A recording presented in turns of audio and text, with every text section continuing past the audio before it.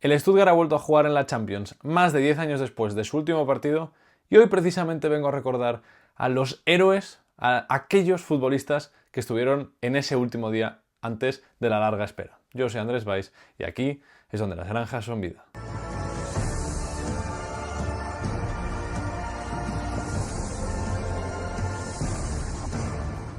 El Stuttgart ha vuelto a disputar esta temporada la Champions League después de una increíble e histórica segunda posición la temporada pasada en Bundesliga, incluso superando al Bayern München y dejándolos sin Supercopa de Alemania por primera vez en muchos años, no sin ganarla, sino sin participar en ella. Y por eso me parece que justo en la semana en la que han debutado en el Santiago Bernabéu ante el Real Madrid es buen momento para recordar el último partido y a los últimos futbolistas que fueron titulares con el Stuttgart en Champions antes de la larga espera que ha durado ya 14 años. Porque tenemos que volver a la temporada 2009-2010, cuando quedaron segundos en un grupo con el Sevilla, el Unirea Urziceni de Rumanía y el Glasgow Rangers. Y en octavos, sorpresa, les tocó el Fútbol Club Barcelona de Messi y Pep Guardiola. En la ida consiguen sacarle un 1-1 con un gol de Cacau y un gran partido del Stuttgart, pero en la vuelta acaban perdiendo 4-0 con un doblete de Messi, un gol de Pedro y otro de Bojan Kirkic. Aquel Stuttgart estaba entrenado por Christian Goss, que el año anterior había sido despedido del Basel, donde había estado una década, 10 días después de ser atacado por aficionados del FC Zürich en un tranvía, después de que el Basilea ganara al Zürich ese mismo día. No tuvo lesiones graves, estuvo un año en el Stuttgart, hasta que le despidieron en octubre de 2010, la temporada siguiente, siendo colistas. Se fue un año el Young Boys y entonces empezó lo que yo he definido como el Tour del Trinque, ¿vale? Estuvo en el Al-Ahly en Arabia Saudí en 3 etapas distintas, mucho antes de que Arabia Saudí fuera mainstream, en el Zamalek de Egipto, en el que su presidente le llegó a echar en televisión después de decir que Gross era especialista en fracasos, y en la 2021 fue uno de los 5 entrenadores que tuvo el Schalke en aquella fatídica, triste e histórica temporada que acabó con el primer descenso del club en muchísimo tiempo. Habiendo hablado de Christian Gross, habiendo hablado un poco del contexto del equipo, tenemos que irnos a aquella noche de invierno de 2010, cuando el Barça eliminó al Stuttgart 4-0 y cuando 11 futbolistas del Stuttgart vistieron la camiseta del Stuttgart en Champions por última vez antes de esta misma semana. Y en portería tenemos que hablar de un futbolista que él por sí solo da para vídeo, ¿vale? Que es Jens Lehmann. Jens Lehmann, un futbolista que no es que tenga luces y sombras, sino que es la representación del yin y el yang. O sea, si una persona tuviera que representar al yin y el yang, ese sería Jens Lehmann. El yang, su forma de ser, ¿vale? No sé cuál es el negativo en el yin y el yang, pero lo negativo es su forma de ser y todo lo que ha hecho fuera de los terrenos de juego, y algo de lo que ha hecho en los terrenos de juego, y el yang, los momentos de lucidez que ha tenido a lo largo de su carrera, como por ejemplo ser el portero de los invencibles del Arsenal. Por ponernos en contexto, rápidamente, es el portero más expulsado en la historia de la Bundesliga. En 2009, en esa misma temporada con el Stuttgart, fue a mear detrás de las vallas publicitarias durante un partido de Champions que enfrentaba el Stuttgart con el Unirea Urziceni rumano. Pero es que en su vida tras la jubilación ha mostrado o ha demostrado que no ha mejorado. Para empezar, en 2021 el Hertha le despidió en su labor como representante del máximo inversor del club por enviar por error, importante dejar esto claro, un mensaje de contenido racista al exjugador Denis Aogo, comentarista del canal de Sky. Lehmann escribió un mensaje de WhatsApp que no iba para Denis Aogo, pero por error se lo mandó a Denis Aogo, y el mensaje ponía algo así como: es Denis vuestro negro para cumplir la cuota. Básicamente le decía a alguien de Sky que tenían contratado a Denis Aogo para cumplir una cuota supuesta sobre negros, sobre comentaristas negros, que tenían que cumplir esa cuota, y se lo mandó sin querer a Denis Aogo. Sky anunció que pues evidentemente iba a dejar de llamar a Jens Lehmann, y más recientemente, por comentar algo que ha sucedido pues hace poco, en diciembre de 2023 fue condenado por usar una motosierra en una pelea con un vecino. No pensáis que lo desmembró, ¿vale? Pero parece que amenazó con hacerlo. El vecino había construido un garaje que bloqueaba sus vistas a un lago que había en la zona cercana a su casa bueno, la fiscalía le acusó de aparecer en el garaje del vecino con una motosierra y cerrar una parte del garaje que había construido. Le han acusado y tendrá que pagar más de 400.000 euros. Así que, bueno, pues Jens Lehmann, uno de esos porteros alemanes que ha demostrado estar absolutamente loco. Y de hecho, creo que da para vídeo y pronto estoy trabajando en ello, llevo trabajando en ello un año, en este guión, porque hay muchas historias que reunir y evidentemente, pues, como le dijo una persona en un comentario que me decía que pues intentaba replicar las ideas de otros canales de YouTube y demás, al final yo hago esto en mi tiempo libre, hago tanto las ideas como los guiones, como las grabaciones en mi tiempo libre. Estoy grabando esto a las 11:36 de la noche, porque es cuando puedo, porque es cuando tengo tiempo, y porque mi pasión es el fútbol alemán y mi pasión también es transmitiros el amor por el fútbol alemán.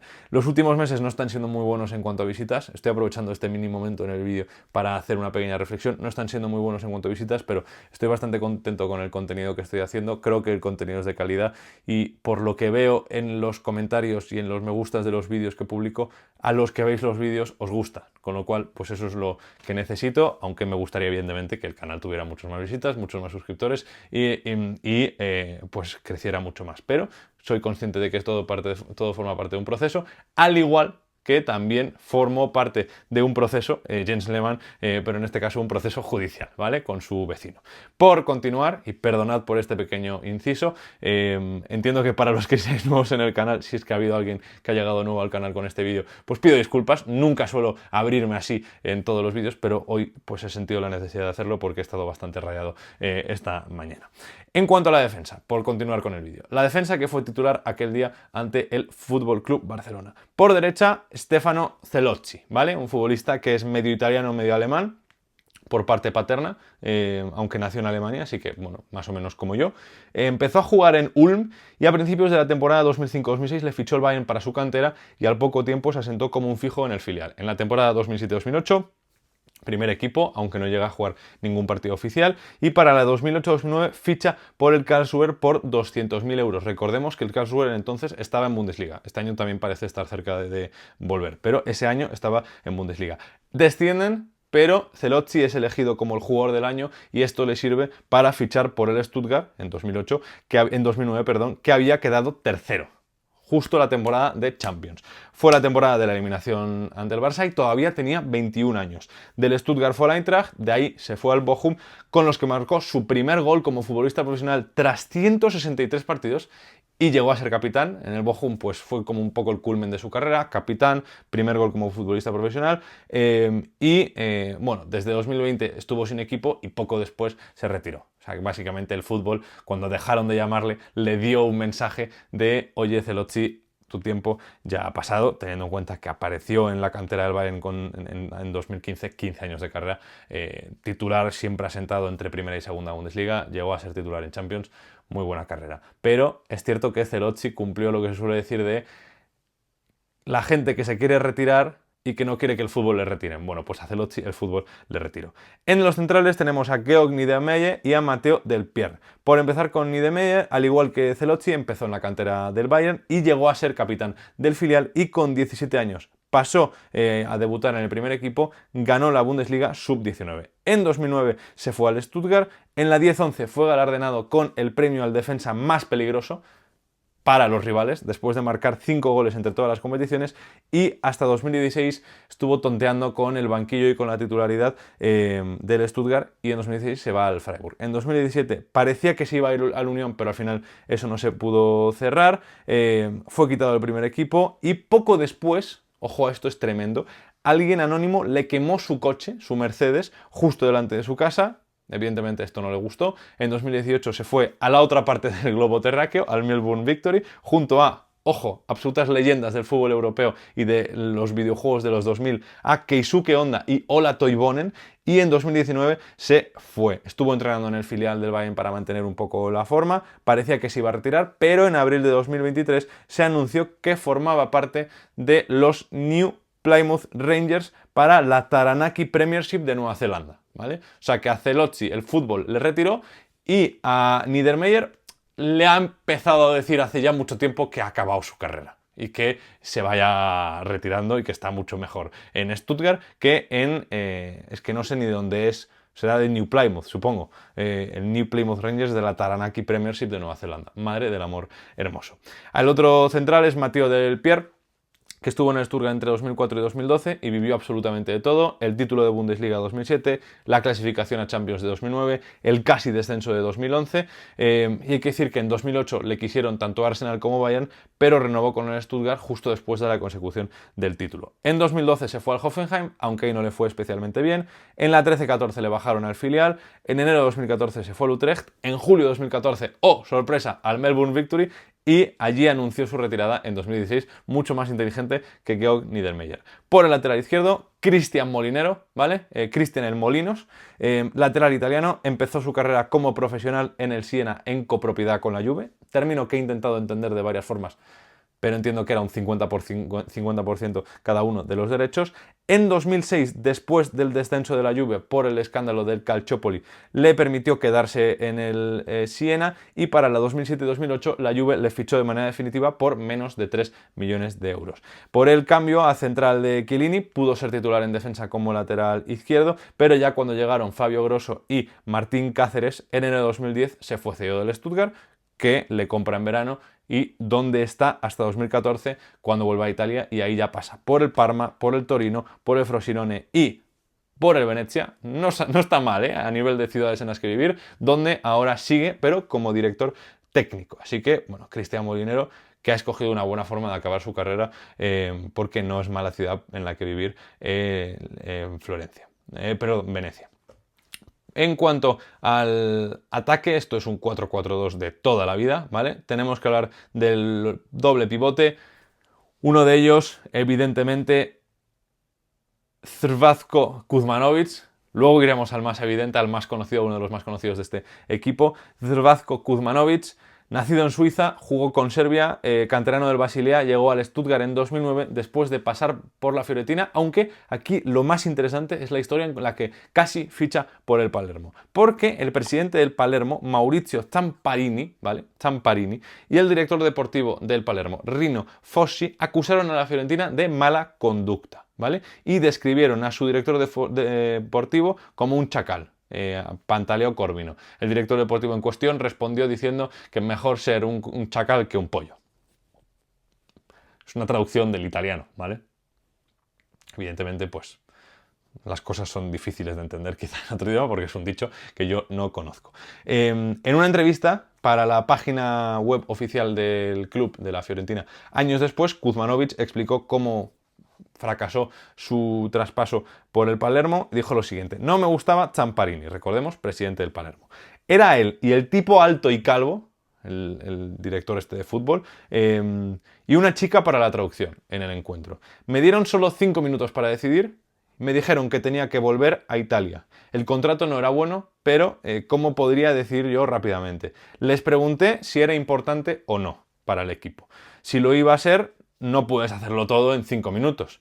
No respondieron y dejé las cosas ahí cerradas, me cogí un avión, me volví a casa, y poco después, un día mi agente me llamó, me dijo que la Fiorentina estaba interesada en mí y me tomaba en serio, y ahí fue cuando dije que sí, inmediatamente. En el Stuttgart, mi amigo Kuzmanovic, no voy a volver a decir su nombre, fue importante. En 2011 el club rechazó una oferta de 23 millones de euros del Chelsea, ojo, y en enero de 2013 se fue al Inter tras no renovar con Stuttgart, año y medio después de rechazar 23 millones de euros por él. En 2015 se fue al Basilea, en 2016, ojo, estuvo cedido en el Udinese y en el Málaga, así que en Málaga quizá algunos le recuerdan, y en 2020 se retiró del fútbol. Y su compañero en el centro del campo, y aquí tengo que aplaudir por una leyenda, por uno de los jugadores más infravalorados del fútbol europeo, ya no del alemán, del europeo, en los últimos 15 años, por un futbolista que a mí siempre me ha tocado un poco la patata porque siempre me ha gustado mucho, como es Sami Khedira. Campeón de la Bundesliga en 2007 con el Stuttgart, en verano de 2010 se va al Real Madrid, allí está hasta 2015, llega a ganar la Champions del 2014, y en 2015 se va a la Juve, está hasta la 2021, cuando se va al Hertha, ojo, club rival de su hermano Rani, o sea, sus padres Sami y Rani se quedaron, no tenían muchas ideas a la hora de ponerles los nombres, y en el Hertha se retira. Y debo decir que investigando para este vídeo he descubierto la historia de su fichaje por el Real Madrid y me parece buenísima. Dice lo siguiente: Mourinho me escribió y me dijo que había jugado un gran torneo, hablando del Mundial de 2010, que me llevaba viendo un tiempo y que si me veía jugando para él. ¿Qué clase de pregunta era esa?, se pregunta Sami Khedira. ¿José Mourinho, el mejor del mundo, está interesado en mí? Sami Khedira, jugador del Stuttgart, sabía que yo era bueno, dice Khedira, pero me sonrojó y me puse muy nervioso. Volé al Madrid para reunirme con él, no hablamos de fútbol, no hablamos de táctica, solo de ganar. Me preguntó: ¿qué quieres conseguir?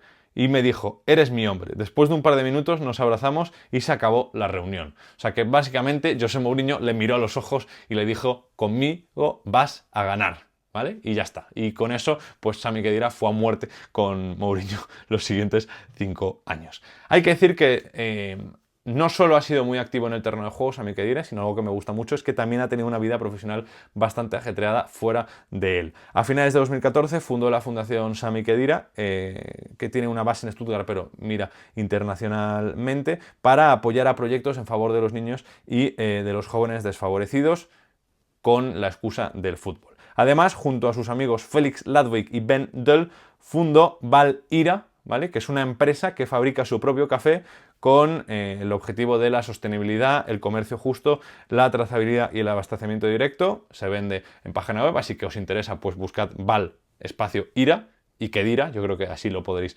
encontrar mejor.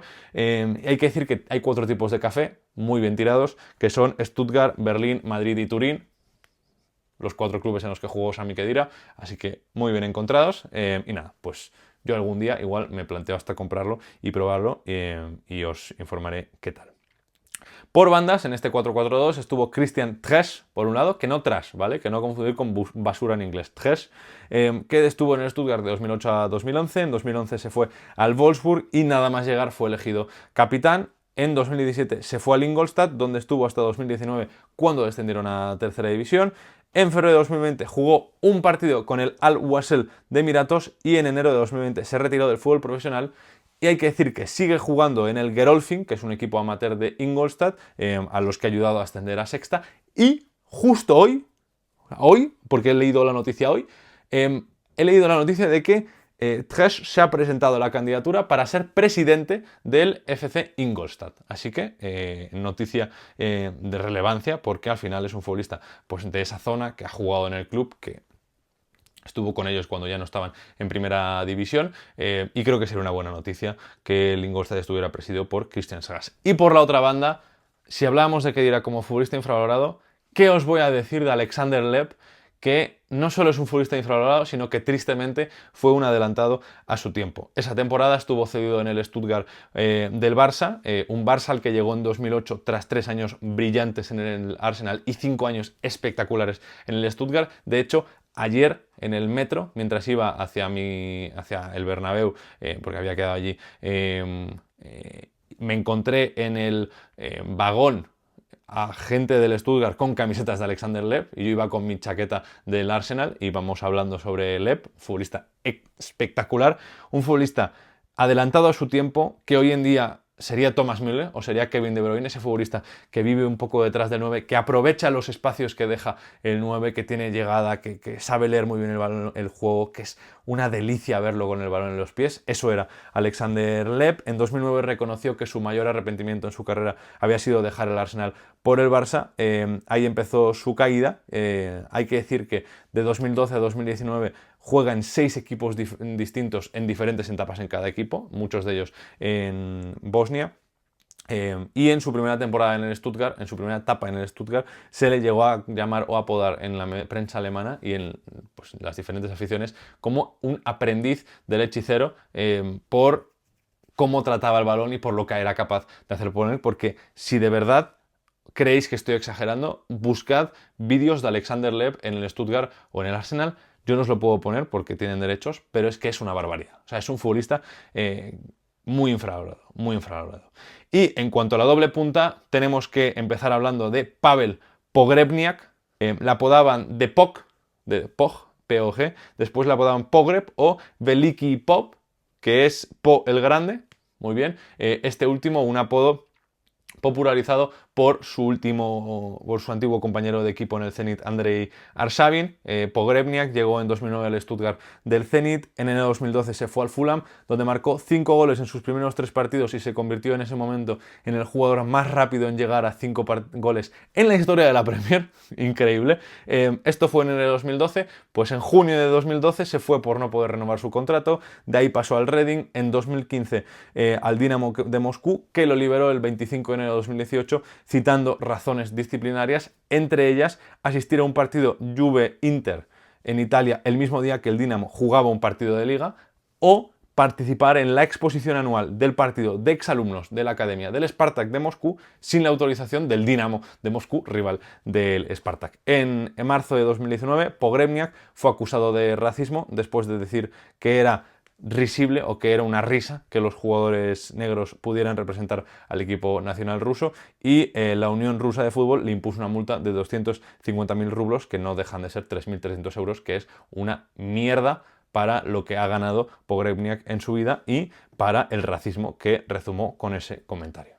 Así que, bueno, pues había que hablar de él y había que, evidentemente, mencionar ese incidente racista. Y para acabar con el Stuttgart, he intentado hacer este vídeo lo más rápido y fácil de digerir posible, pero tenemos que hablar de Kakao. Tenemos que hablar del mejor representante, junto a Mario Gómez, de ese Stuttgart de la década de los 2000, 2010, de Claudemir Jeromino Barreto, also known as aka Kakao. Jugó 11 años en el Stuttgart, estuvo de 2003 a 2014, si no me equivoco, un año en el Cerezo Osaka, y en 2016 volvió al final del Stuttgart a retirarse. Siempre se ha dicho, yo creo, más de él de lo que fue, es decir, siempre se ha hablado mejor de él o se le guarda un mejor recuerdo de lo que en realidad ha sido su carrera, porque en esos 11 años en el Stuttgart solamente superó los 10 goles en Liga en 3 ocasiones y nunca llegó a marcar más de 13 goles. Un aspecto que he descubierto preparando este vídeo es que los compañeros del Stuttgart y también de la selección alemana, después de que Kakao fuera naturalizado como ciudadano alemán a principios de 2009 por la cantidad de años